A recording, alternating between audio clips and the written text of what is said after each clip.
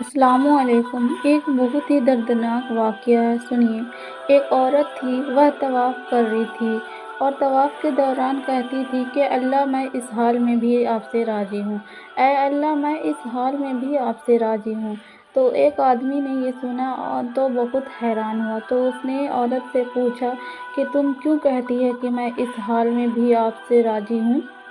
تو اس نے کہا کہ میں طواف ختم کر کے اپنا واقعہ سناتی ہوں۔ تو طواف ختم کرنے کے بعد اپنا واقعہ سنایا کہ میرے 3 بچے تھے، میں گھر کے اندر تندور پہ روٹیاں پکا رہی تھی، میرے بڑے 2 بچے تھے، وہ گھر میں کھیل رہے تھے۔ کمرے میں اچانک ایک شور کی آواز آئی، تو وہ کہتی ہے کہ میں نے جب شور سنا تو سب چھوڑ کر تندور پر آٹا روٹیاں کمرے کی طرف بھاگی۔ جب کمرے میں گئی تو میں نے ایک عجیب تماشا دیکھا کہ ایک 2 دن پہلے میرے خاوند نے ایک بکری ذبح کیا تھا اور جس چھری سے ذبح کیا تھا وہ اس نے اسی کمرے میں رکھی تھی۔ تو میرے دونوں بچے کھیلتے کھیلتے ان میں سے ایک نے دوسرے کو کہا کہ تمہیں پتہ ہے کہ ابو نے بکری کو کیسے ذبح کیا تھا؟ تو دوسرا کہتا ہے کہ نہیں، پتہ تو نہیں ہے مجھے۔ تو وہ کہتا ہے کہ آؤ میں تجھے بتاتا ہوں کہ کیسے ابو نے بکری کو ذبح کیا تھا۔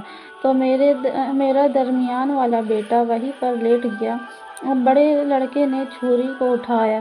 وہ چھوٹا بچہ تھا، اسے نہیں پتہ تھا کہ چھری کتنی تیز ہے، تو اس نے اس کے گلے پہ چھری چلائی تو گلا فوراً سے کٹ گیا اور خون کا فوارہ پھینکنے لگا، اور جب خون نکلا تو شور ہوا۔ تو میں بھاگی ہوئی آئی تو میں نے دیکھا کہ میرا بچہ خون میں لت پت پڑا ہوا تھا اور اس کی جان نکل چکی تھی۔ اب میں نے سوچا کہ میرا بڑا بیٹا کہاں ہے جو اس نے یہ حرکت کی تھی، تو وہ ڈر کے بھاگ گیا اور کہیں نظر نہیں آیا۔ تو میں نے صحن میں آئی اور وہاں میرے تندور کے لیے کچھ لکڑیاں رکھی تھیں، ان لکڑیوں کے پیچھے وہ جا کر چھپا تھا۔ تو کہنے لگی جب میں نے اسے پیچھے سے جا کر دیکھا، اس نے مجھے کچھ جواب نہیں دیا۔ جب میں نے قریب گئی تو مجھے پتہ چلا کہ لکڑی میں ایک سانپ بیٹھا ہوا تھا، وہ سانپ نے اسے ڈس لیا اور وہ وہیں پہ مرا پڑا تھا۔